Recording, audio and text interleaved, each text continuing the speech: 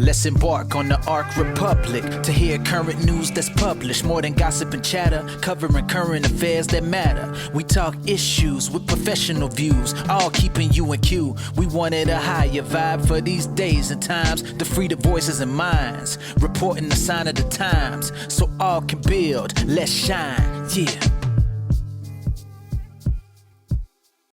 I am so excited. Welcome, welcome, everybody. We are back, black here.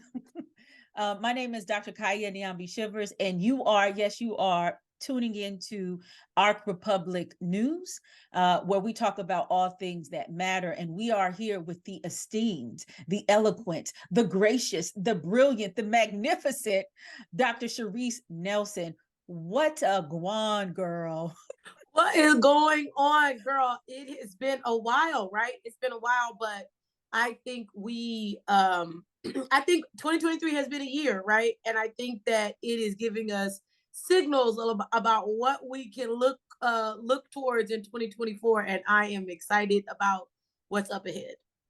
Yes, it is so good to see you. It is so good to be back in conversation with you. For those of you who don't know Dr. Sherice Nelson, we started talking about the political landscape during the pandemic at a very necessary time when there were a lot of important elections that had to be had, and just us understanding what that looks like with the war, the Ukraine-Russia war.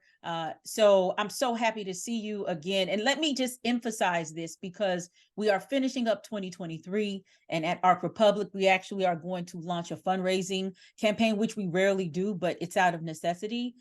Dr. Nelson and a lot of folk you see come on here for free. And they dedicate their time, but they see the importance of you, the audience, to be armed with as much information as possible.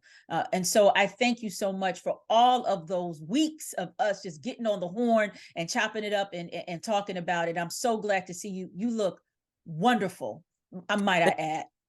Thank you. I feel great. And I feel blessed. And I feel blessed because you and I both have attended HBCUs. And there's one thing that we agree about them, is that there's no place that empowers you like an HBCU, for all of her faults and all of her ways, as I'm learning to say here in the South, they're the ways. They empower you, and what they remind you at all times is that no matter how many times you fall, you can get up. Mm-hmm. And being that I'm up north, and I still keep it funky from the West through all the bullshit that we've dealt with. One, I mean, it crafts a different type of person.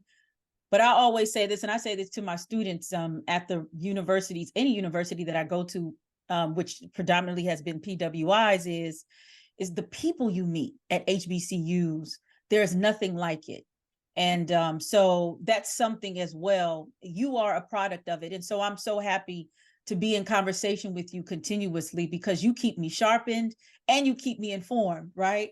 So that's why I said, let me jump on here. I was trying to take out my braids. Look, all the Black women know I was supposed to be taking out my braids today. But you know what? Dr. Nelson said, look, we got to get on this horn and we need to talk about these recent elections. I said, bam, enough said. Let me just go put something on my face. Let's get it in, okay? I'll be out in these fields with farmers anyway. Look, we good. So we just had the elections. These are important elections because this is right before the major elections in 2024.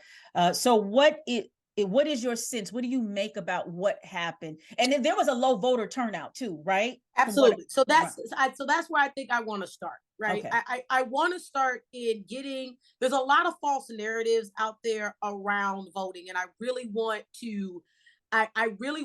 to help people understand what they're doing when they don't vote. And it's still their choice. But I need to get I don't think that they understand that the discouragement movement is purposeful. And I need them to understand what it does when you don't vote. So first off, I want to dispel this myth about the fact that we need to be looking for an election every 4 years.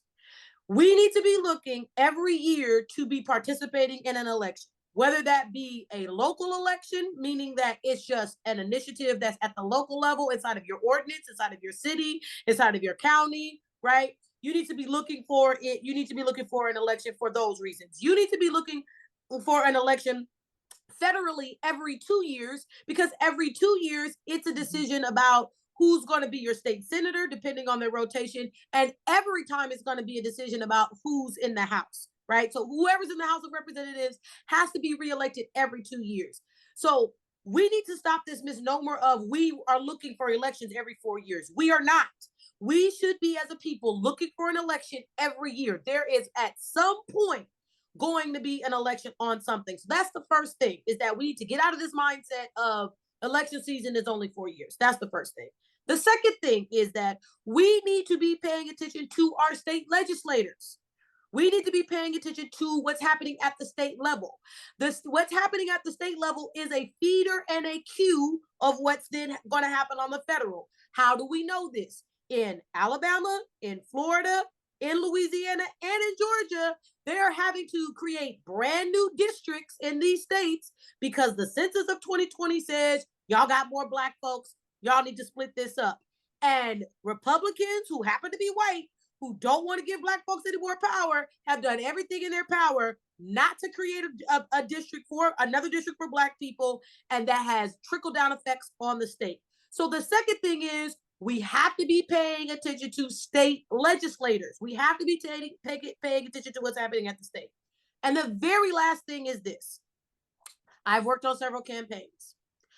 When we make a decision on how to spend money in a campaign, we are looking at a propensity score.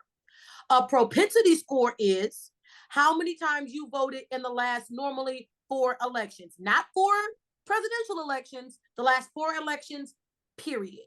If you do not have a propensity score of 4 or better, we are not spending our first money trying to reach out to you. If I'm a consultant on that campaign and I'm advocating for them to come talk to Black and brown families or Black and brown neighborhoods, the first thing they're going to say to me is, why would we waste our money when they don't even vote? Okay. So what I need you guys to understand is, no matter who you vote for, every time you decide that you're not going to vote, you make people like me it becomes very difficult for me to advocate for money to be spent to reach you. So we have to be paying attention to these things, because that is how we make a decision about what the next 50 years in our country is going to look like. All right. So I'm going to push back on that, because I'm the pushbacker of this. I lived in Newark for 12 years. Of course. All right.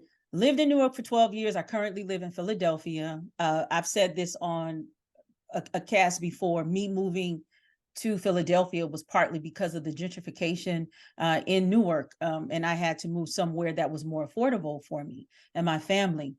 However, what's going on in Newark is that there's a mass housing crisis that has been going on for many years. It just reached a peak under the current mayor, who's by the name of Ras Baraka. He is the son of Amiri Baraka, the Black Arts Movement, one of the Black Arts Movement founders. However, what has been seen, and this is, theorists have talked about this too, the housing crisis, and this is just not foreign to Newark, but this is going on in cities across the United States, has a direct relation to the decrease of votership. Because if you don't have secure housing, how are you going to vote?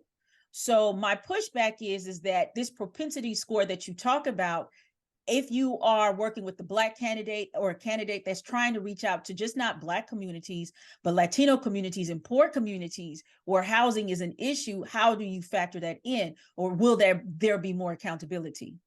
I love that question, because that is the exact argument I walk into as a consultant. Those are the exact arguments I'm walking into.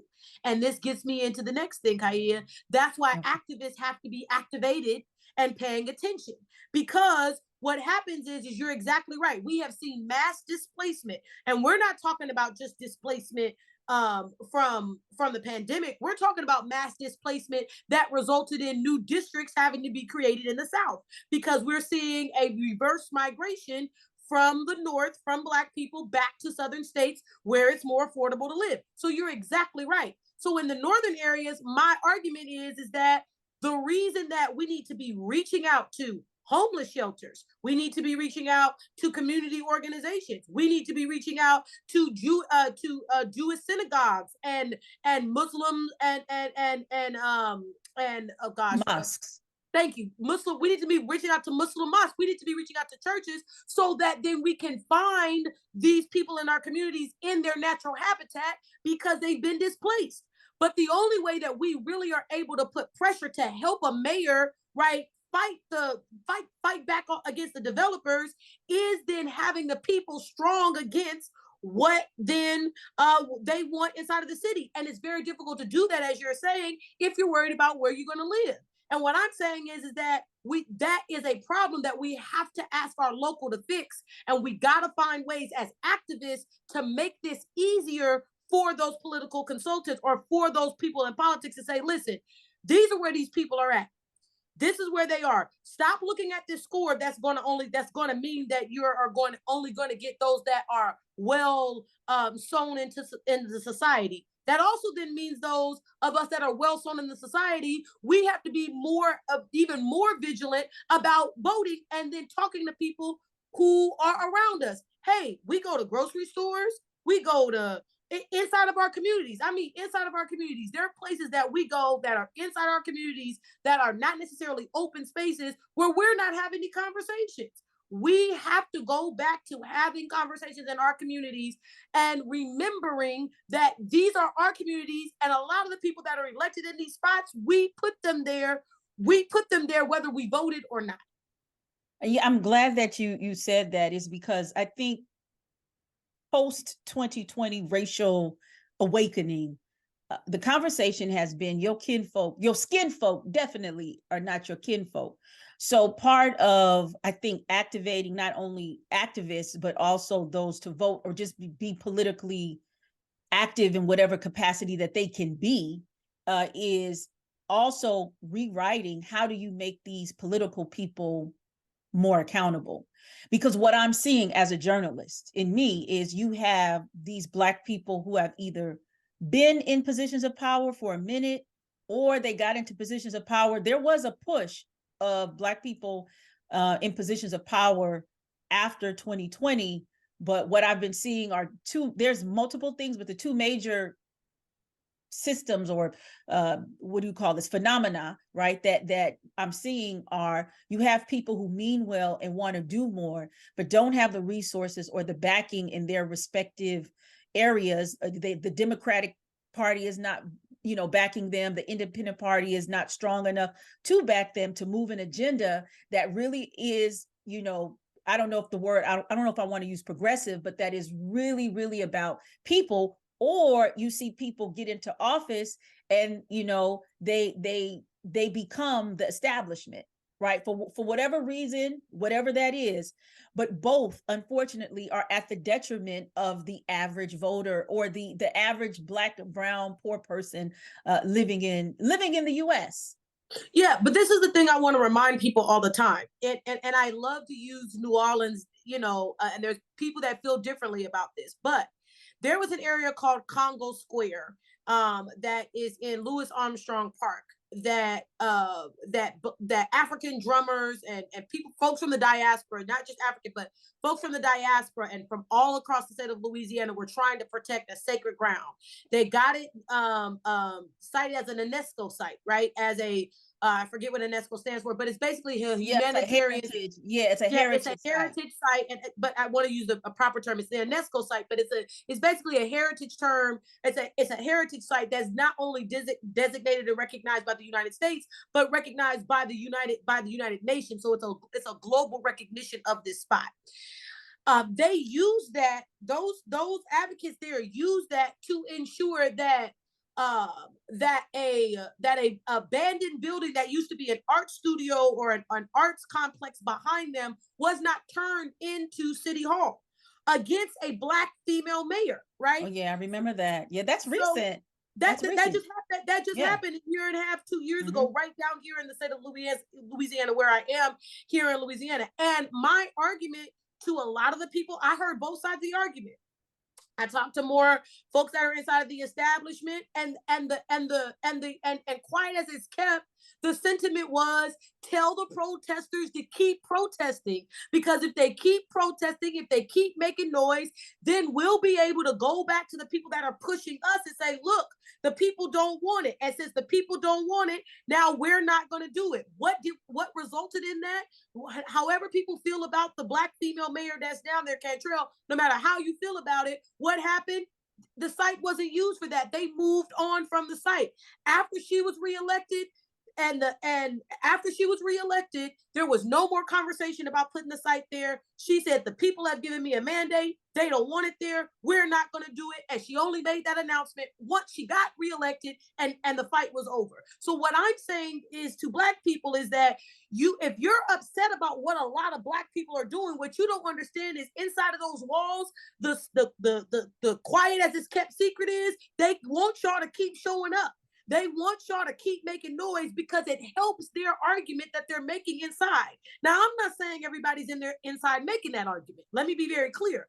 I'm not saying everybody is there, but what I am saying is that you're going to find out who's really there and who's really not if you keep staying down there and applying that pressure. You're never going to know who you're really dealing with until you apply that pressure and see what happens on the other side. Now that that's happened on the other side, it's now created a portal for state legislators here in the state of Louisiana to now go to the mayor directly and say, what do you need from us? Because to make sure that this demonstration don't happen again, what do you need from us? What do you need us to go back down to Baton Rouge? That's an hour and a half away and fight for it, right? It's an entire system. And what I'm saying is that we are abdicating on our side of the responsibility, and then are mad when we don't see the results that we want. Thank you. Those are really good points. I miss talking to you. So, but let's get it in. Because time is of the essence. I hope that makes sense. No, it does make sense. I totally understand. You know what I found out within this last year of just kind of figuring out everything and me being on the ground, but being on the ground in a whole different way, is that, in my opinion, across the board, there has been such a de-evolution and an underdevelopment of the Black political space in all its facets, from elected officials to activists, right? So I'm talking to folk, you know what I mean, on both sides. And because there was a time, whether people want to admit it or not, but there was a time when activists were talking to Black elected officials, right? I mean, because you couldn't have an agenda without the other, right? Nothing happens until there's a negotiation. And this is where I guess I get the most fired up about this is Obama had a lot of issues and nobody's perfect. Let me stop really real quick. I am tired of Black people expecting whoever's elected to be Jesus Christ, to be Muhammad, to be Buddha, to be whoever you believe. I'm tired of that. They are a person. You have to use your voice to get this person to remember why you put them there, right? Democracy is a contact sport. Now, let me be very clear. I understand that the weight of the world makes it so, especially in Black communities, it is difficult for that to stay at the forefront. But Black intelligentsia, listen up. You got these degrees, not to then go get smart and go talk at some white person's school. Because if you're going to do that to make your daily living, that's fine. But get back to the community and start explaining to them what's really at stake. And that's the other problem. We have separated ourselves so much that there is no social ties anymore. We have segregated ourselves inside of the Black community where I don't want to talk to that person and I don't want to this and I don't want to that. And then we're wondering why there's this ignorant Black political class that don't know anything. It's because we have abdicated in many ways our responsibility. Democracy is a contact sport. If Fannie Lou Hamer, who was poor of poor in Mississippi, could get Black folks who could only read at a 5th and 8th grade level organized in the Mississippi Delta, Black folks of today have no excuse. So I got to talk about that ignorant Black class, because, I'm in these spaces with the so-called Black intelligentsia folk, and they be ignorant as fuck too. You know what I'm saying? Because their agenda is very narrow and singular, and they don't know the nuances themselves. So to earmark that, so we've been collectively depoliticized.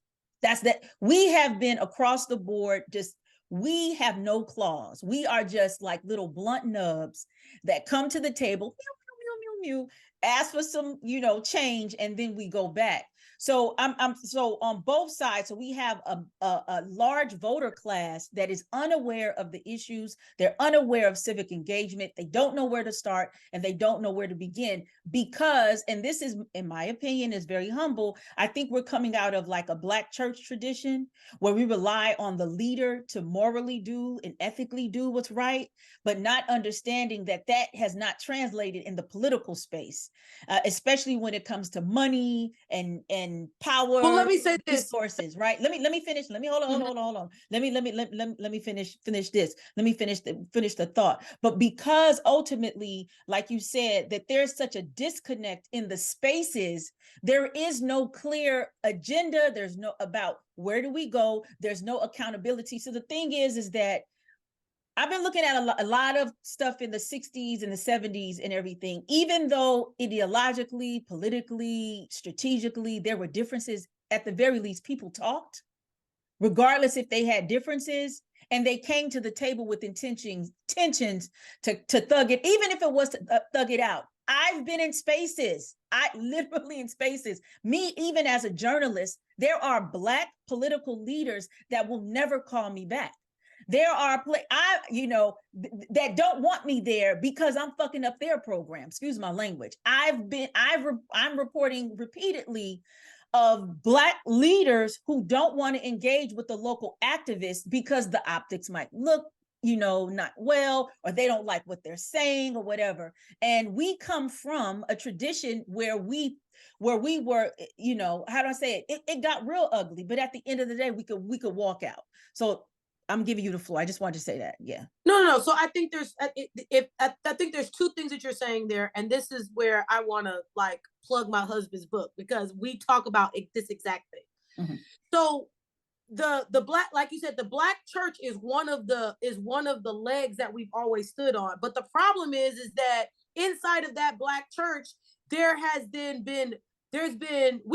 me say it to you this way. The reason that the Black church in many ways was the conduit wasn't just because of Christ. And although as a Christian, I believe Christ plays a role, the bigger issue was that it established its own political pseudo system.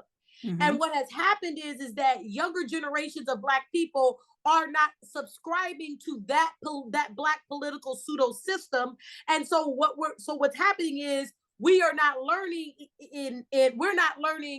through experience, if that makes any sense, how to then navigate that same political minefield when it comes to in the secular, or if we're talking about in the federal, local, whatever. This is what I mean mm-hmm. by that. Mm-hmm. Inside of Black church, if anybody's inside of Black church, there's all kind of politics. There's politics inside of the church. There's politics depending what region you're in. There's politics about who speaks at what and all. There's all these politics. However, for a lot of us that are Black church, our non-participation in that from an experience perspective, because of the hurt that was experienced there, we didn't learn how to navigate through. And so now when it's now, for all intents and size, supersized itself in a political arena, we have no bearings and we just decide to exit. We decide mm-hmm. to not deal with it at all. Mm-hmm. So I agree with you wholeheartedly there in that there's the mistrust in many ways is bred inside of the communities. The other thing that I think that you're speaking to is leadership. Now, this is the thing that I think that we as Black people need to disavow ourselves of and let ourselves go of, right? Because this is, I think, where the struggle comes, Kaya, where they find a way to make sure that we don't all stay in the tent. So that's, I think, your next point. Your next point is in previous generations, we as Black people found a way to all stay in the tent, right? And I talk about that with my husband all the time. That's what my nonprofit is all about. How do I facilitate conversations between two hostile parties to feel like they can come sit at my round table, talk it out, it stay confidential, we walk out with some talking points that everybody can agree with so that you can stay inside of the tent. So I agree that that's really the issue today, that wasn't the issue before. But one of the biggest reasons I believe that that's the issue as to why we can't stay in the tent is because I don't believe that everybody who's supposedly in the tent goal is the same. Very much true. Yeah. I believe that there was a time where all of our goal was the same. I believe that less and less of us have the same goal.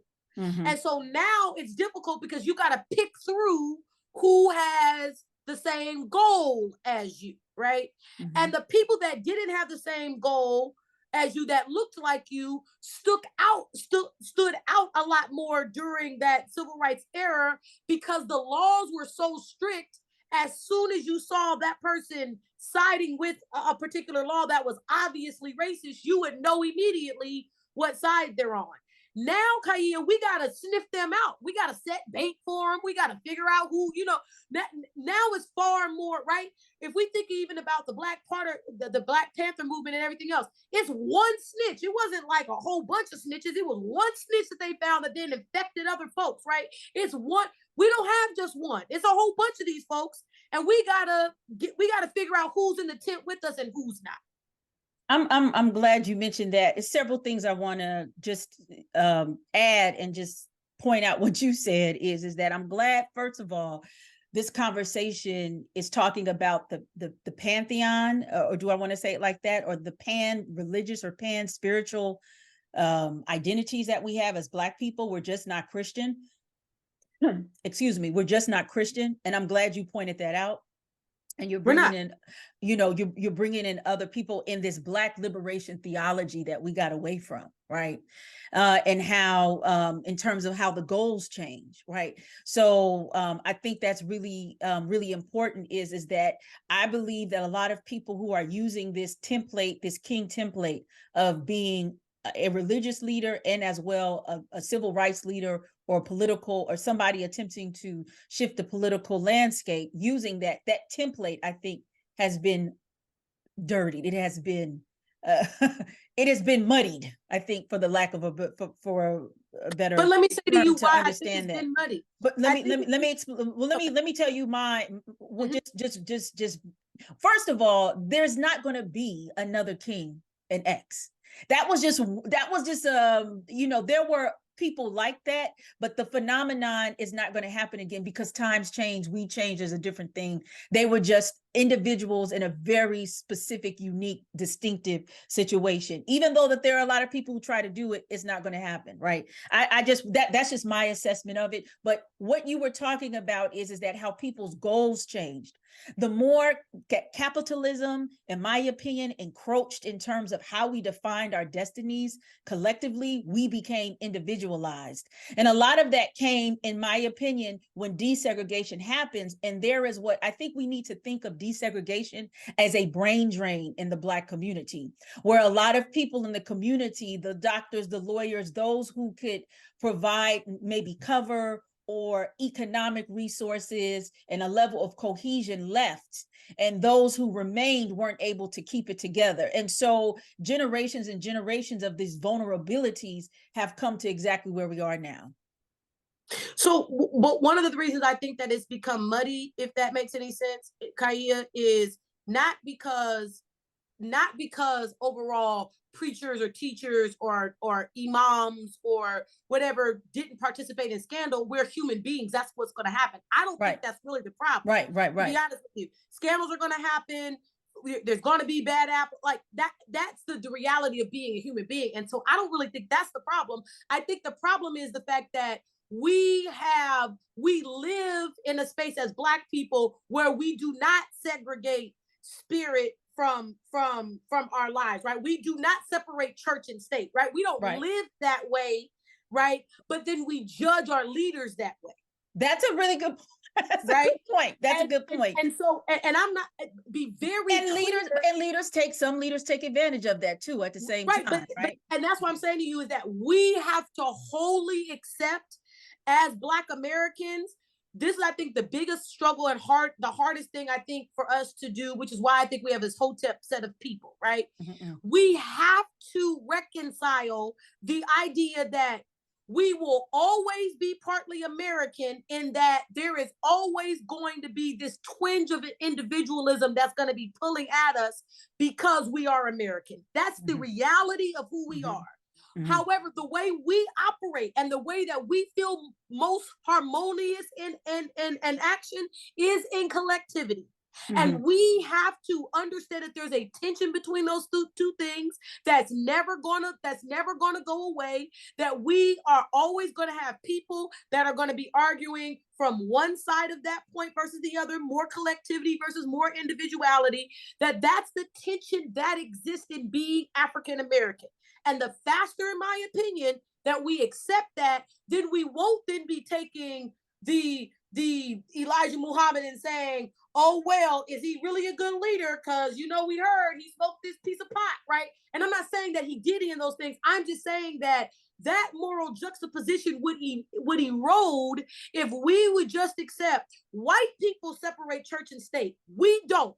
And since we don't, because spiritually we're not set up that way, what rules are we going to set for our leaders that we're going to hold them to? Not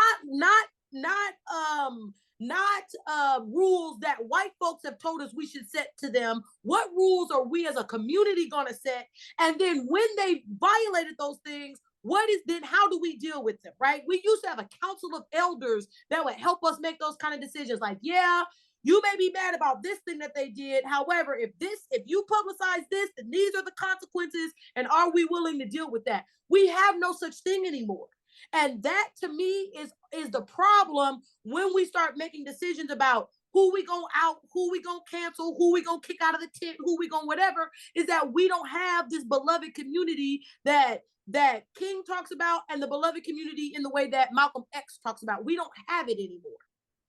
Ooh, there's a lot to respond there. Where is it that I start? I think for me, I think we over romanticize the church, and it's maybe history, especially me being Black, right? You being Black, and knowing those stories in the families of what happens when a pastor or a person, quote unquote, leader of the church abuses their power for economic gain, or taking advantage of women and men in the church and not being held accountable. And I think one of the critiques, and this is where the quote unquote hoteps come in, that attempted. So this term hoteps, to me, is a very unfortunate umbrella that has over the years erased and undermined those who were in that aspect of the culture that was attempting to hold religious leaders accountable in a way that their congregants could not or did not, for whatever reason. And as well, explaining that the spiritual expansion of Black people is far beyond what slave masters gave us in terms of what the church meant, even though we know that. So I think, for me, in my opinion, the Black church has always had this very complicated dance about what is ours and what is uniquely ours versus what are we trying to purge from the slave master and what the slave master told us. And there have been points, and we both know that the slave master's antics and rationalizations have been used in order to keep a congregation, mollified, or not really pushing against or electing the leadership that is needed, right? Hence, that's one of the reasons why the Black church, or there are definitely some denominations that are in a lot of trouble because of the people have left. People don't want to go to church like that, right? So I'm going to finish this, and because this is not a Black church, a Black church thing, but it's very important because religious and spiritual institutions are still very critical in us understanding politically what it is. But I do agree, and I like the point where you say that we have got to figure it out, what we feel are the set of rules, regulations in terms of what our leaders do. But it's not just only in the Black church. It is the community leaders. It's the activists, because what we're seeing in the church, we also see in the activist spaces. How many times have we heard about, sexual abuse, running off with the money, saying one thing, but doing something else, right? But I guess that's my entire point, is that is that when it happens outside of the church, there's a higher threshold. There's always this higher threshold for the church and or religious spaces because of the morality piece that's there. And I'm not saying that it shouldn't be there. It should be there, right? There should be a higher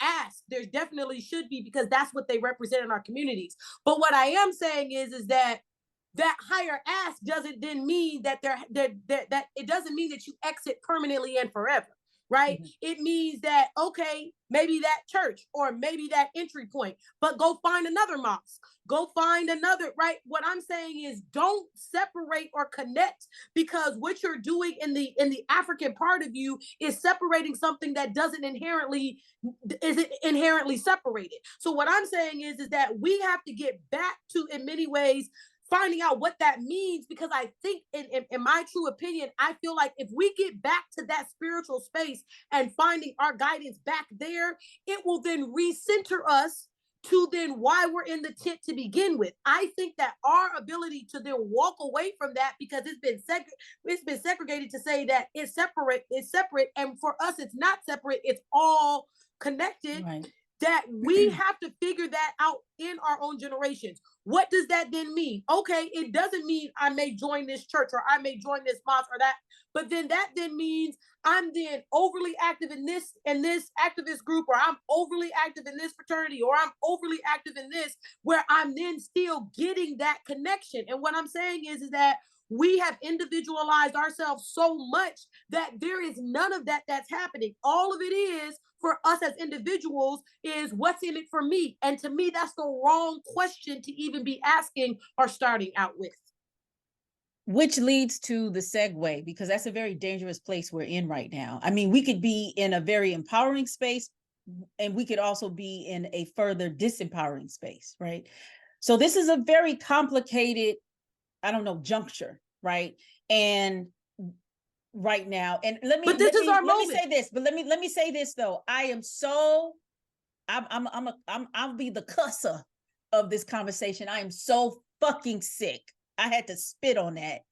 Of every time election comes, that people, it's like putting a gun to people's head and say that if you don't vote, oh well, that's your ass. If shit is fucked up, don't talk to me about nothing or anything like that. I'm so over that.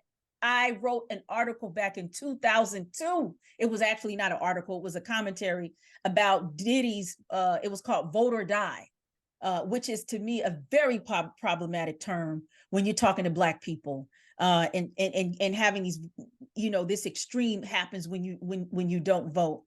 But that type of energy and that type of message has been, you know, reinventing itself with every cycle of definitely major voting, but you know, sometimes mid-year. So I wanted to say that before I say we're at a juncture. No. And I think juncture. No. But I think that the reason that that language was used at that juncture is, if we think about the 2000 election, right? It was apt for the understanding of this. It was apt for the how many Black men and women died in Afghanistan and Iraq because of the choice that we made for president, right? And I feel that we're on the brink of that level of decision again, right? Because of the wars that are popping up across the world. So I understand for us as academics how problematic it is, and I agree with you 1000%. It is extremely problematic. However, what I'm learning is there is no nuance. That people have no time for nuance, because they believe that nuance is bullshit. That's how they believe it. Mm-hmm. They believe any level of nuance is bullshit. And so what I think that we have to do to push back those types of slogans is to get very clear about educating them about understanding the overall system, right? And from an offensive and counteroffensive perspective, versus getting them bogged down into the minutia of how the system works. And this is what I mean by that. If we have better overall discussions of, as soon as Black people make any level of progress, there's going to be white backlash. If we would start having conversations more in those terms and then use the process to then show them what that looks like, we might get some more people committed to advocating and staying engaged. But we are so busy pressing civic understanding and civic engagement and civic knowledge that we are attacking the very people that we want to participate. There you go. I have nothing to add on that one. Boom. There Right? it is. But the reason we're attacking them is because we have so isolated ourselves from them inside of the tent that we are in some ways ashamed that they exist. Right. And so this is why I have to go back. This is why when we are talking about these folk and everything like that, it can create even more of a, to me, a gap when you be like, y'all ignorant voters, right? I understand what you mean, uninformed, but they're gonna take it some other, there's fighting words. That No, to call a Black person ignorant is a fight. You better be ready. But I know you could throw them blows, but you better be ready to put your hair back. You know what I'm saying? But in understanding, I like the point where you said is basically we are making the people who are the most vulnerable, who are the ones who are suffering the most because of this bad legislation, these leaders, these ineffective leaders. We are the language that we're using right now saying that they are the problem, right? But we, at the same time, it was the issue. We've got to get them activated. How do we, Sherice? My thing is but my thing is we first have to establish, and this is the hard part, Kaya, they are the problem. And we have to acknowledge. Well, break that down to me. We have to acknowledge and accept that they are the problem. Okay, now the question is, why are they the problem? They're the problem because we're the problem, because we've left them, because we've abandoned them, because we've decided that since they don't know, it's not our responsibility to tell them. So my thing is, we have to accept that they're the problem. They are, but why? Because of us. What are we doing? What are we explaining to them? What are we going down and sitting and breaking it down to the level that they understand? I'll give you a perfect example. My father's a mechanic. Okay? When I try to explain to him what's going on in my world, my dad boils it down, and my dad's a Black man, okay? And I won't call him the thing I really want to call him on your show, but let me that's what he is, okay? That was our 2020 conversations. Right. That's a grumpy Negro. You hear me? And he old school. And if he got a t-shirt with going to the gym and physical therapy, we like, hey, daddy, could you buy just go to Walmart and just buy a workout shirt. He's like, what's wrong with these t-shirts? Child, okay? I'm trying to get your audience to understand that's the kind of Black man we're talking about. That's going to go on rants about Donald Trump. Complete rants about this man, okay? All right. When I go to have conversations with my father about what's going on in my life, what I instantly do is think of a parallel that I know that he's going to understand. How many of us are doing that? How many of us are taking the extra step to say, okay, I understand the census means this. It means this because of this, because of this, because of this, because of this. What does that then mean to their lives? That's the biggest pain point. Right? So the first thing I did during 2020 when I was trying to get Black folks to sign up for the census, the first thing I did was, where does your kid go to school? How many kids are in your school, in your child's classroom? If there's more than 30 kids, let me tell you why. It's because you probably didn't fill out the census 10 years ago. And there was no money to put towards your school for the fact that there was more kids that show up. Because every year you lose $2,000 for a kid in school every single time you do not sign up for the census. Do you know how many Black mothers signed up for the census after I said that? Do you know how many Black women was like, girl, this lady say that the reason we can't get no kids and after I got them to sign, the next thing I said is, now, according to this number, I circled back to the community, even during the pandemic. Girl, this is what the numbers say as far as how many kids are here. You go to your school superintendent, and the federal government better be funding y'all for this many kids. And if they not funding y'all from this many kids, go to your school board and say, why you ain't funding us for this many kids? This is the follow-up for what I've asked you to do. Now, of course, there was fall off. Of course, everybody didn't do it. But now I've engaged and educated the community on what signing up for this means and what then the steps are to then ensure that what they did had some results. We're not doing that, Kaya. Yeah, we're not doing it. I mean, I'm not fully convinced though, Sherice. I'm not fully convinced of the I am not fully convinced of the process. And this is somebody who's been on the ground in so many different ways, you know, grassroots, let's vote, let's do all. I've run the gamut of what it is. And so I am in this point in my life and just trying to, you know, think everything through.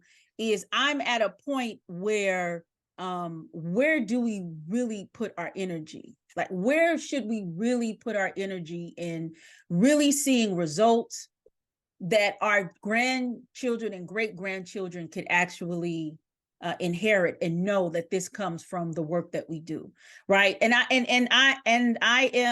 this is might be a very selfish moment, but I believe that I represent other people when I talk about this, is because of what you said earlier. Everything it is that we put out, there's always a response to dismantle it, right?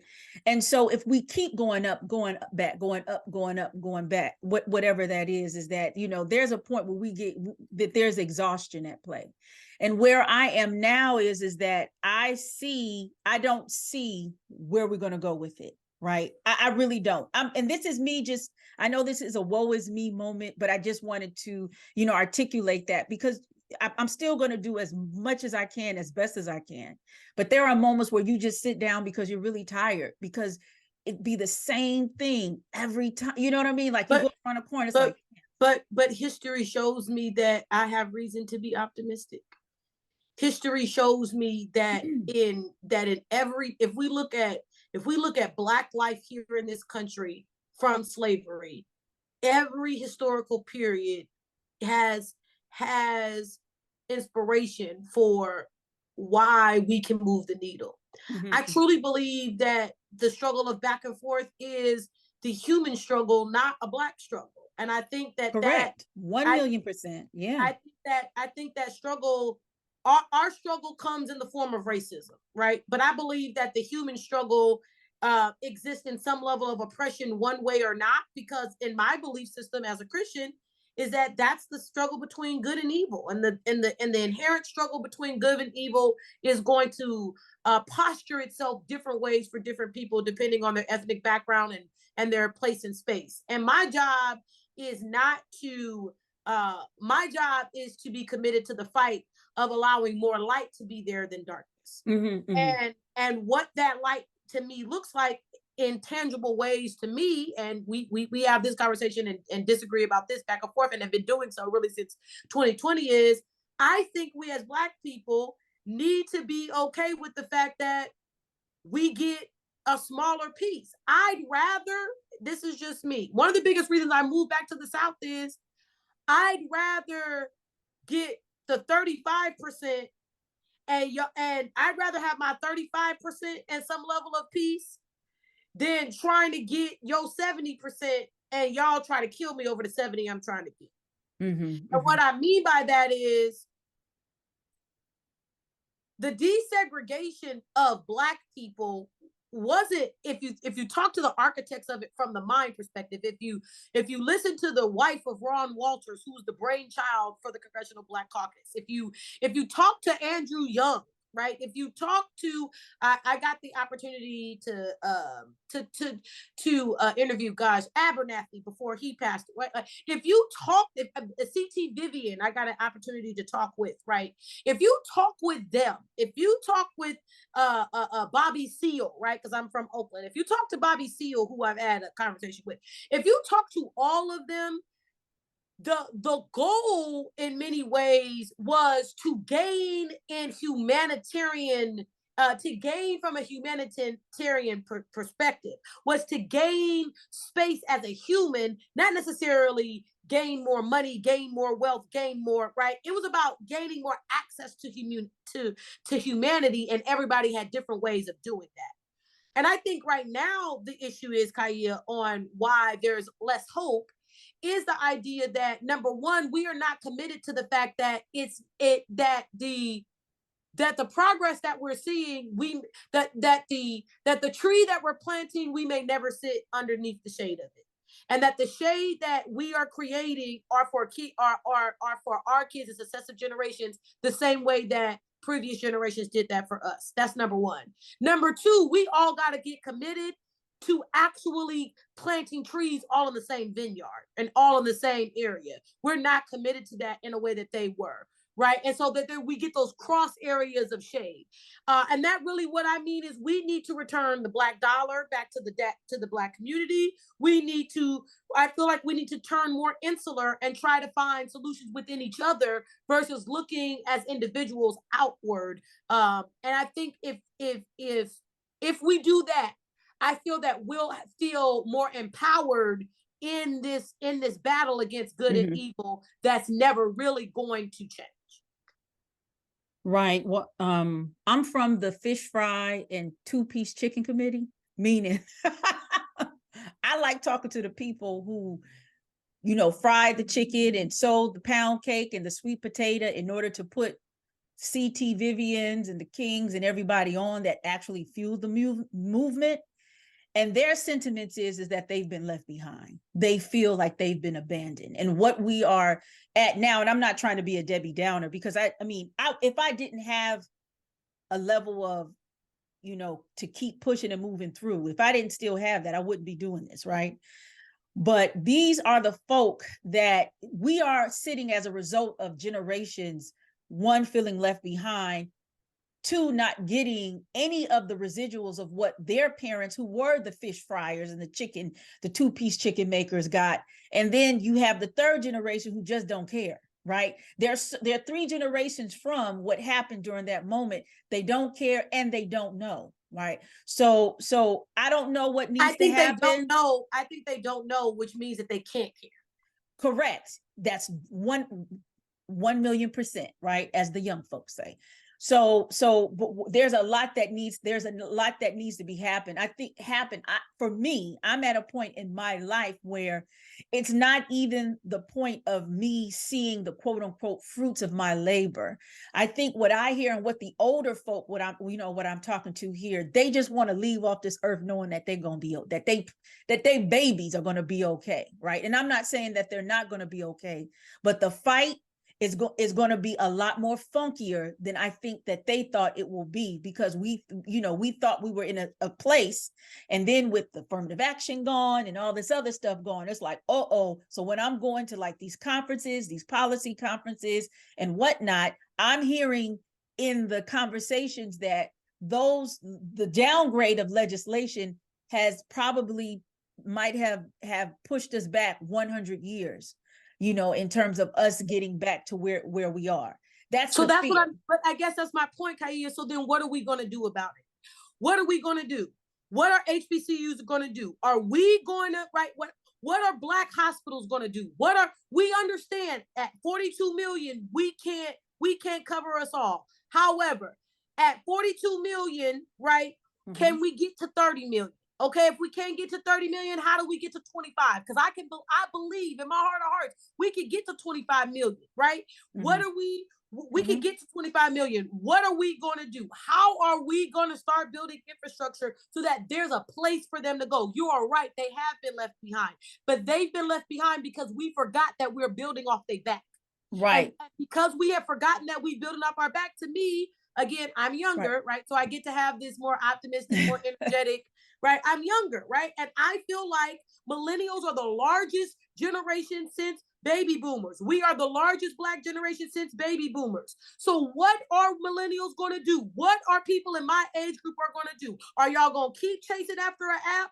Are y'all going to keep chasing after Uber? Or how are you going to use your understanding of automation and innovation to then go back to these farmers and say, okay, what process are you using? How can I help you do this faster? What are we doing as far as on the travel industry stage saying, How do we then connect to Africa? How do we then affect trade routes so that we can take our farmers that are down in South Georgia, where my husband's family owns 70% of the land, and give them direct access to trade routes and trade agreements, right? What are we going to do, right? What I'm saying is, this is a clarion call to millennials. We are the largest age group. What are we going to do?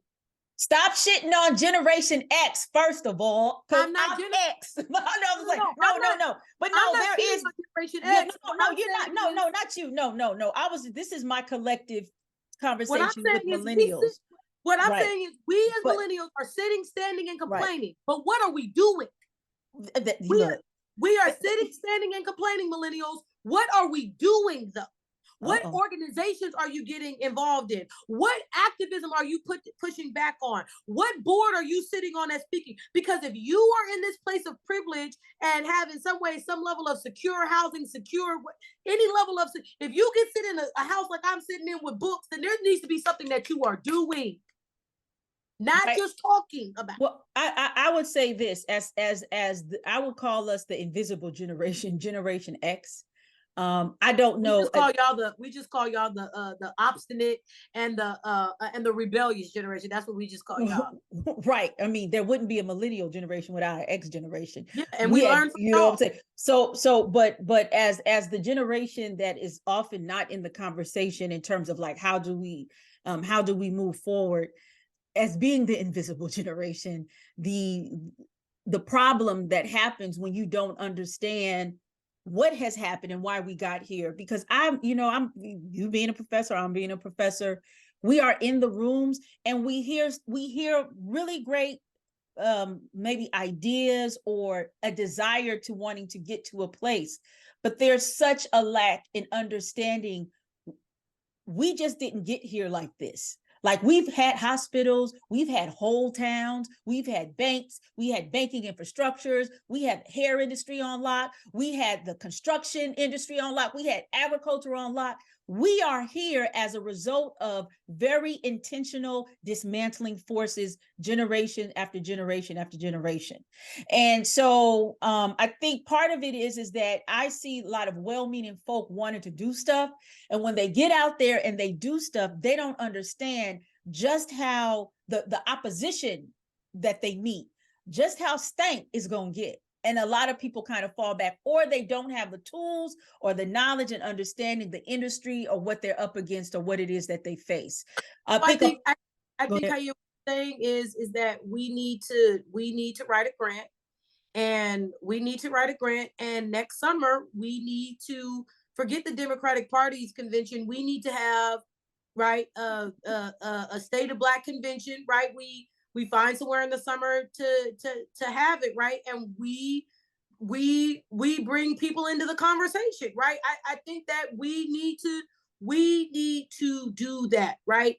The Congressional Black Caucus does one in September. That's great and fine. But my thing is, if we want more succinct demands that then get to them, that we want them to work on, we got to get serious about that. And I feel like if we have one of these, we got to be okay with everybody being in the tent, even folks that we may not necessarily too much agree with, right? Because I don't necessarily agree with Umar Johnson, but he has an audience, right, that we need to be speaking to, right? And so I just feel like you what it sounds like is you signing us up for a summit this summer that we go get $250,000 to do. Well, this is the other thing, right? And I was on a really great panel about a couple of weeks ago, is that one of the challenges that we have is that we have got to do this and not rely on corporate philanthropic money all the time. I'm not saying not get it or not. So we just have to be prepared, and whatever it is that we do, I don't know what that looks like, because I'm totally open to what that looks like. Whatever it looks like, we have got to be prepared that this will be, even if we got to literally meet in a tent, we got to be okay with that, because we don't know what there's a lot that's going on between then and now. I'm totally open for that, because, and let me say because this. You know why? Why? Mm-hmm. Because the folks that plan January 6th, or the folks that planned everything over Thanksgiving dinner on a plantation in South Carolina. Oh, wow. All it took was a plantation on South Carolina and the right people being around that table for a week to establish teeth into a conspiracy about him losing that they all knew at some point was false. Right. And I am so happy to know that you are definitely about doing this. This is not about a Democrat. This is not a partisan thing. You know what I mean? Not. Like we you know, Malcolm X said, you know, he said you got to remove religion and politics off the table to really have a true conversation. So I'm glad. So we'll see what that looks like. Yeah, and Charles Diggs, Charles Diggs, the first chairman of the Congressional Black Caucus, said, Black people don't have any permanent friends or permanent enemies. Black people have permanent interests. And it is my job to go after Black's permanent interest. And that is exactly why, you know, his career was in shambles once he finished, because that's what he was seriously about. I mean, that's why his career, right? That's why they destroyed his career, because that was what he was really about. And what I'm saying to you is that we have to have a more honest conversation about the fact of that if we're asking these Black people to take these levels of stances, that they also know that they are asking for ruin, and we have to understand that that's what we're asking them for. Mm-hmm. Well, we have said a lot. You know, I believe in an organic break. We're going to do a part 2. So we are going to close that out. You are listening to Dr. Sherice Nelson, who is the author of, what is the name of your book? Author of the Congressional Black Caucus, 50 Years of Fighting for Equality. A super dope international affairs scholar and expert. And so we're going to be talking to her again, but we are going to stop this and thank you all for coming to Ark Republic News. Let's embark on the Ark Republic to hear current news that's published. More than gossip and chatter, covering current affairs that matter. We talk issues with professional views, all keeping you in queue. We wanted a higher vibe for these days and times, to free the voices and minds, reporting the sign of the times, so all can build. Let's shine, yeah.